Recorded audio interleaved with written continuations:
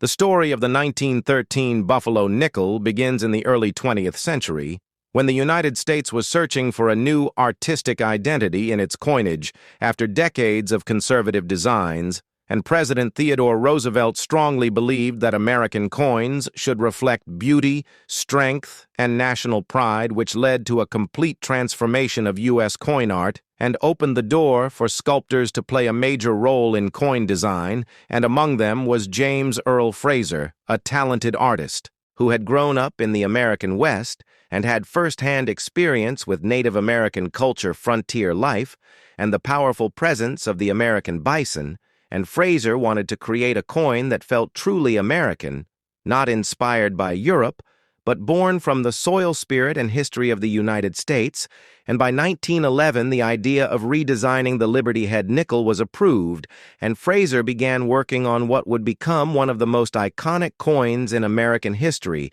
and his vision was to honor Native Americans and the untamed wilderness that once covered the nation, and he chose to place a powerful Native American portrait on the obverse, which was not a single individual, but a composite of several real Native American chiefs, including Irontail, Two Moons, and Big Tree, all men who represented dignity, strength, and survival in a rapidly changing America, and on the reverse, Fraser placed the American bison, often mistakenly called a buffalo, which symbolized the vast plains. The frontier spirit and the dramatic loss of wildlife caused by westward expansion and industrial growth. And when the Buffalo nickel was officially released in 1913, it immediately stood out unlike any coin Americans had ever seen before, with its bold, high-relief design, rough textures, and realistic imagery. It felt more like a small sculpture than everyday money. And the public reaction was intense, with many people fascinated by its beauty, while others complained that the design wore down too quickly, in circulation, and was difficult for vending machines to handle. And the first version, released in early 1913, featured the buffalo standing on a raised mound with the denomination 5 cents engraved on the mound, and this design is now known as the Type 1 Buffalo nickel. And while it was visually stunning, it quickly proved impractical, because the raised denomination wore away very fast, leaving the coin without a visible value, and this caused concern for banks, merchants, and the Treasury Department.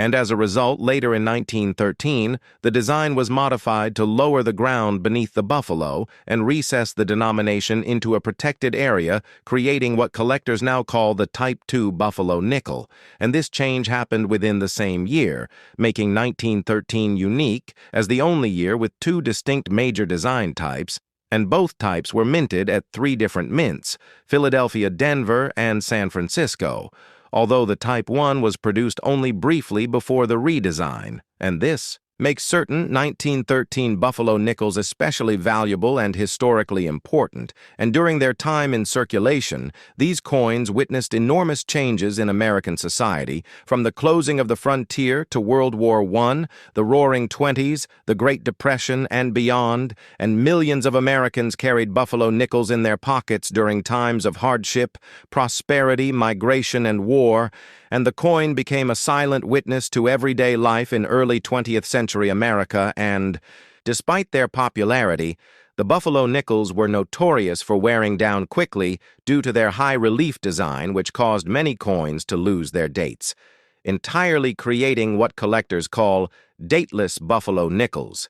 And even today, millions of these worn coins still exist, and special restoration techniques are sometimes used to reveal their dates, though altered coins lose collector value, and over time the Buffalo nickel became deeply embedded in American culture, appearing in movies, advertisements, and popular imagery symbolizing toughness, resilience, and nostalgia for a vanished era.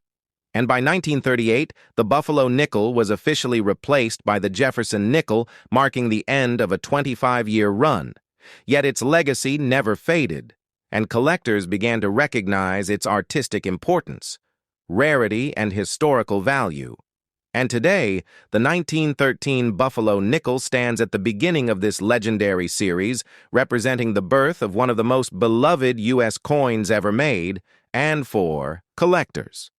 The 1913 issues, especially high-grade examples of the Type 1 and Type 2, are prized treasures with values ranging from modest amounts for worn coins to very high prices for well-preserved specimens and beyond money. The 1913 Buffalo nickel tells a powerful story about American identity, artistic ambition, cultural memory, and the cost of progress, and it remains a symbol of a nation looking at its past while stepping boldly into the future. As the 1913 Buffalo nickel continued to circulate across the United States, it became more than just currency. It became a reflection of a nation struggling between preservation and progress. Because at the very moment this coin was released, the American buffalo itself was nearly extinct, once numbering in the tens of millions roaming freely across the Great Plains. The bison population had been reduced to just a few hundred animals by the early 1900s,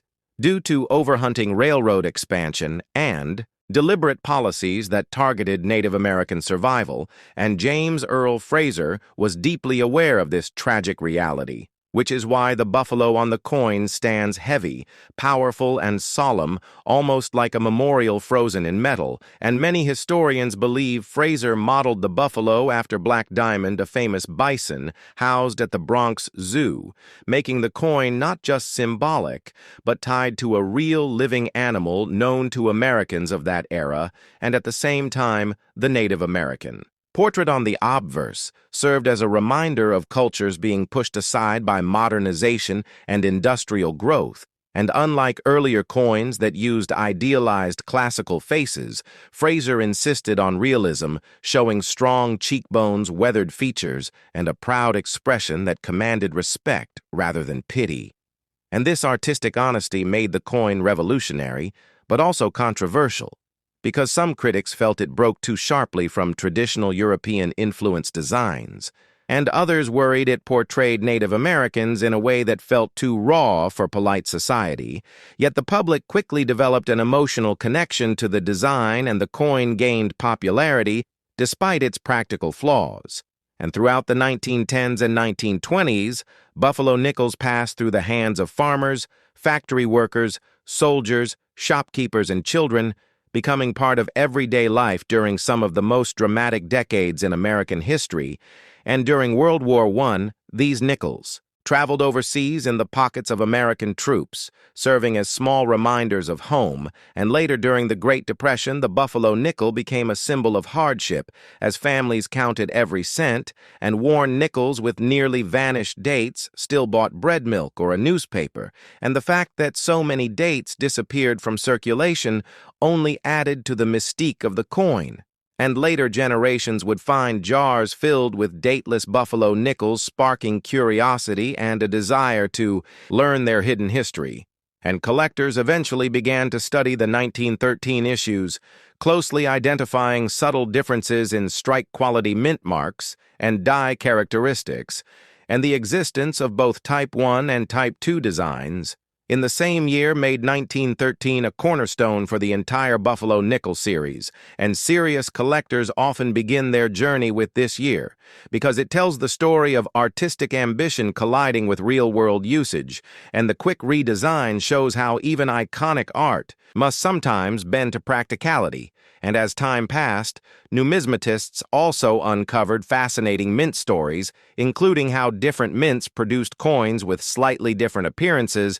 due to variations in die pressure, metal flow, and quality control. And these differences give each surviving 1913 Buffalo nickel a unique personality, almost like fingerprints of the past. And by the time the series ended in 1938, the Buffalo nickel had already achieved legendary status, and when it was replaced by the Jefferson nickel, many Americans felt a sense of loss, as if a piece of national character had quietly disappeared from their pockets. And decades later, historians, collectors, and artists would look back at the 1913 Buffalo nickel as the moment American coinage truly found its own voice, bold, unapologetic, and deeply connected to the land and people it represented. And today, when someone holds a 1913 Buffalo nickel, they are not just holding 5 cents. They are holding a story of survival, loss, pride, artistry, and memory, a small, heavy reminder of a nation still defining itself in metal.